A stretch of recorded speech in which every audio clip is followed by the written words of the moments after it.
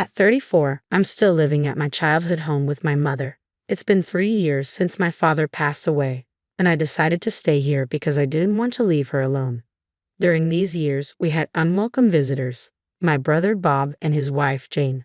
I've known Bob since his birth, and Jane, his middle school classmate, has been around almost as long. They've been a couple since then, and Bob would bring Jane home for vacations, so I got to know her quite well. To put it plainly, they've left a lasting impression on me, and not a good one. They used to bully me for fun. Our parents, both busy with their careers, were often away on weekends, and that's when Bob and Jane's torment would peak. We lived in a large mansion built by my father, a CEO. During those unsupervised times, Bob and Jane would trick me into playing hide and seek, only to trap me in a closet. They would cram it with stuff, making it impossible for me to get out. I'd be stuck there until just before our parents came home, and then I'd be punished for the mess in the closet. One day, my mother came home early and caught Bob and Jane in the act. She was furious, and after that, I was never locked in the closet again. However, the harassment didn't stop.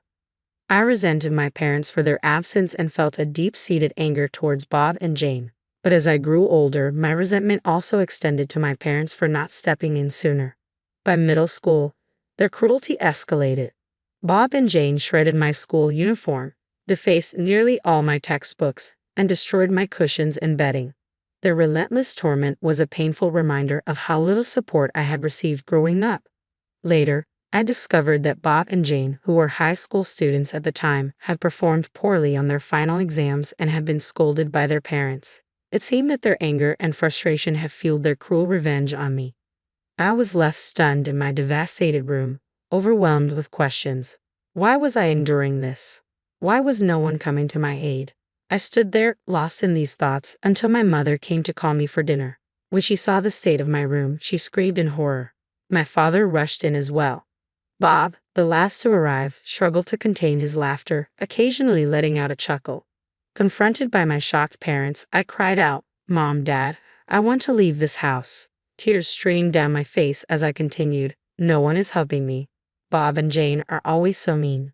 My toys, my study materials, my clothes, they're all ruined. I don't want to live like this anymore. I hate both of you. You're not helping me." It was the first time I had cried so openly in front of my family. Until that moment, I had silently endured and wept quietly in my struggles. But now, I sobbed loudly like a child. Seeing my distress, my mother hugged me tightly, apologizing for everything that had happened. Even Bob, witnessing the severity of the situation, appeared to understand the gravity and tried to leave. But my father stopped him by grabbing him by the collar. "Do you realize what you've done? This is criminal," my father said, his voice low but filled with intensity. Bob protested, "Oh, come on, it's just an exaggeration. We were only playing around." "Destruction of property is a crime," my father retorted. "You understand you need to make amends, right?" "But Catherine is family," Bob argued weakly. Bob's attempt to downplay his actions with, "I'm a minor. Minors can't be criminals, right?" was met with a deep sigh from my father. "Yes, a minor like you might not be able to pay for the damage," my father said, "but it's up to the parents to address the consequences. If you can't make amends, we will have to. We also bear responsibility for raising you this way. I think it's time for you to go live with your uncle." My uncle, my father's younger brother, was a stern figure who had a reputation for disliking dishonesty. He was feared by the neighborhood kids, almost like a boogeyman. He was kind to well-behaved children, including me, but had no patience for troublemakers like Bob and Jane. Bob, of course, was terrified of the idea. "No way. I don't want to live with Uncle. I promise I won't do this again." My father's voice was resolute. "You've made that promise before. When you and Jane locked Catherine in the closet, chased her around, and threw bugs at her knowing she's afraid of them, each time you promised to change. But you never did." He continued, "We cannot keep someone who hurts our family, even if they are family. Never set foot in this house again." With that, my father grabbed Bob by the scruff of his neck and dragged him out. Later, I learned that my parents had been deeply upset by Bob's behavior. Despite their scolding, Bob still didn't seem to grasp why he was being punished. Bob continued his annoying antics against me, and I began to think he was beyond help. It seemed there were people in the world who couldn't grasp even the basic rules of society, and Bob and Jane were prime examples. Initially, Bob had planned to attend university on our father's dime after finishing high school. But my father told him that someone like Bob would likely end up causing trouble even in university. As a result, Bob ended up working at our uncle's company right after graduation. It became clear that Bob was desperate to escape our uncle's rigid environment. Shortly after high school, he and Jane, who had also just graduated, rented an apartment together. They began their new life with the understanding that neither their parents nor their uncle would help with rent or living expenses. Soon after moving out, Bob asked me to lend him some money. At the time, I had just started high school and wasn't working part-time. The money I had saved up, which Bob had previously stolen when he lived at home, had been fully reimbursed by my parents as I had documented everything meticulously in a notebook. Although I had the money, I had no intention of giving it to him. I told Bob, "Aren't you ashamed to ask your high school-aged sister for money? I'm not even working, so I don't have any extra funds. There's no way I'm giving you any." After that, I informed both my mother and father about Bob's request for money. They were furious and vowed not to provide any further assistance. I felt it was best for Bob and Jane to fend for themselves without relying on others. Since then, I focused on my studies and worked hard to go to college. I dedicated myself to my studies throughout college and, after graduation, joined a company where I continued to grow and learn. My busy life made me completely forget about Bob. That is, until an invitation to his wedding arrived at our house. I saw that Jane, with whom Bob had been living, was the bride. I thought, so they're finally getting married. My parents and I discussed whether we should attend the wedding of a family member. However, just a few days before the wedding, my father collapsed and was rushed to the hospital. He had always been fragile, but this was the first time he had collapsed so severely. Both my mother and I were frantic and immediately called for an ambulance.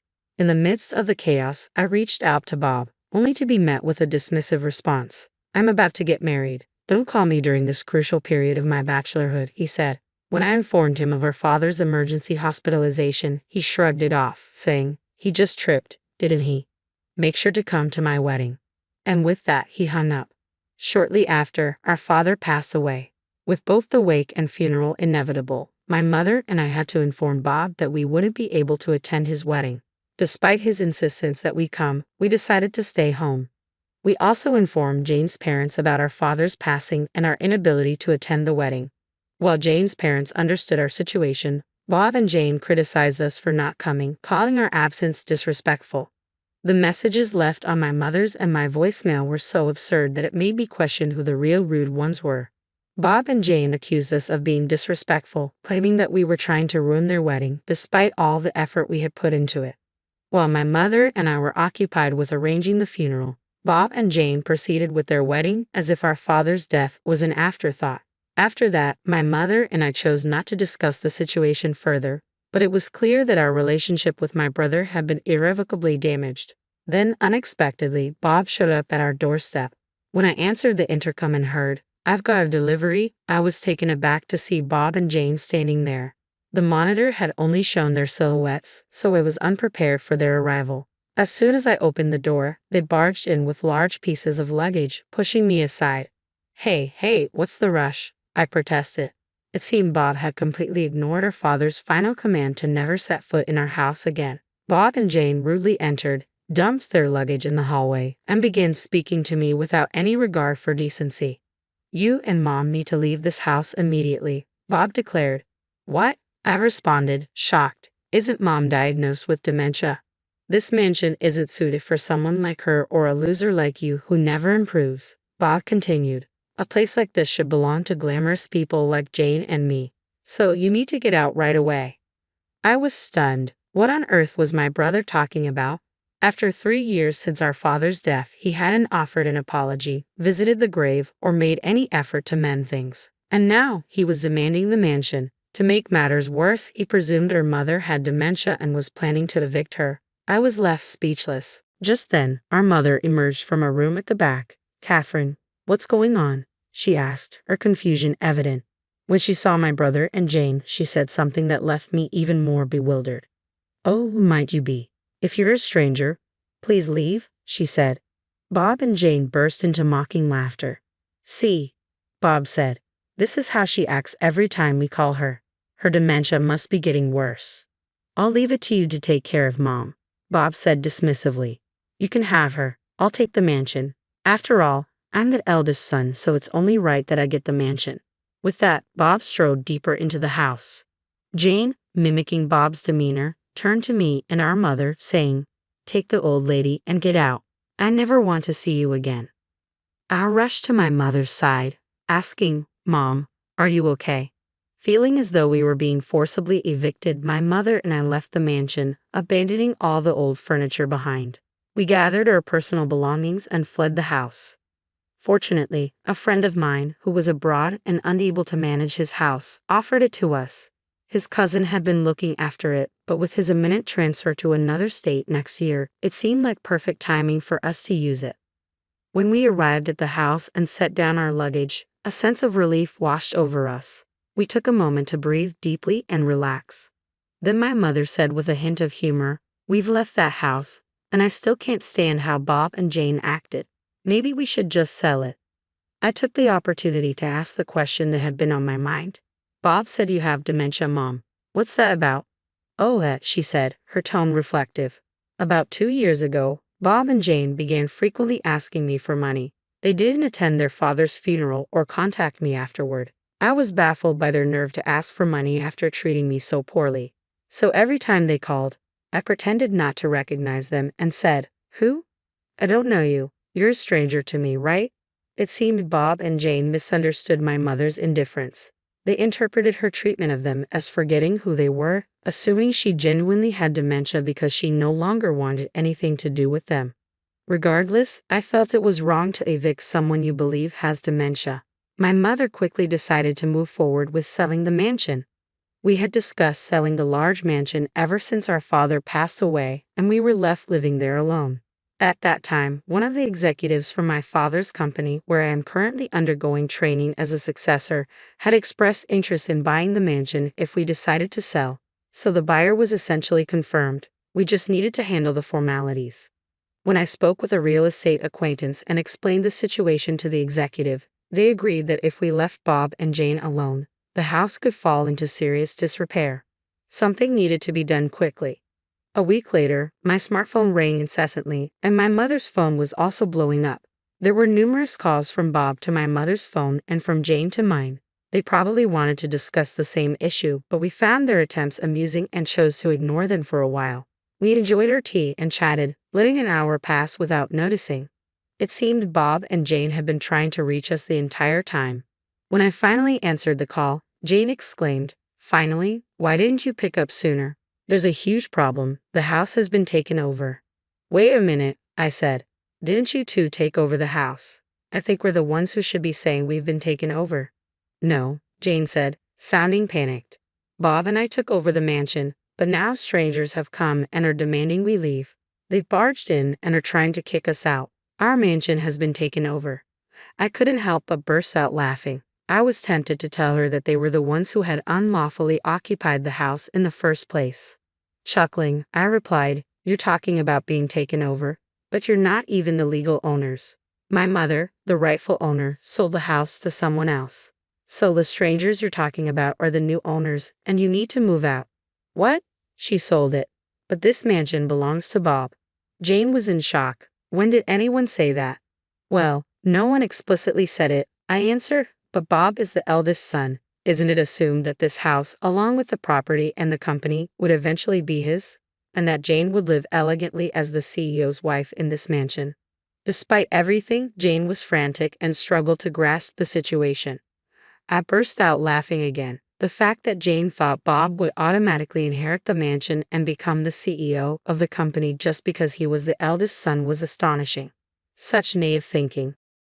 Given Jane's firm belief, Bob likely shared the same misguided expectations about inheriting both the mansion and the company, despite no one ever promising him either. I laughed again at her absurd assumptions. "Bob as a CEO? You as the CEO's wife? How could you even entertain such fantasies? You're both still low-level employees at the company where you first started without any plans or education to succeed in the business." Jane was clearly taken aback by my words. Stunned, she retorted, "In that case, I'll just inherit the company from Uncle." I laughed even harder. You should at least check the company's personnel announcements. My uncle's cousin's son became the president last month. What? Jane was in disbelief. So there's no chance for Bob to become CEO, and I can't be the CEO's wife. That's correct, I confirmed. Can I hang up now? I don't think I need to talk to strangers anymore. Wait, please, Catherine, give us some money, Jane pleaded. Well, goodbye then, I said, ending the call. Later, I heard from my uncle about what happened next. Bob and Jane refused to leave the mansion, clinging to the pillars and stubbornly refusing to go. My uncle had to come and pick them up himself. It seems their strict training at my uncle's company had scared them so much that they cried when he took them away. They were placed at a mountain retreat owned by one of my uncle's acquaintances because they proved too unpredictable to be left on their own. My uncle warned them that if they didn't improve at the retreat, they might never leave the mountain. Despite this warning, they attempted to escape multiple times but were caught each time. As for me, the person handling the house management is my fiancé, who is currently working abroad. I'm living in his parents' house while he completes his long-term assignment. He plans to end his assignment this year and will soon be planning our wedding. My mother and uncle, who have helped us so much, will be invited to the wedding, but of course, Bob and Jane will not.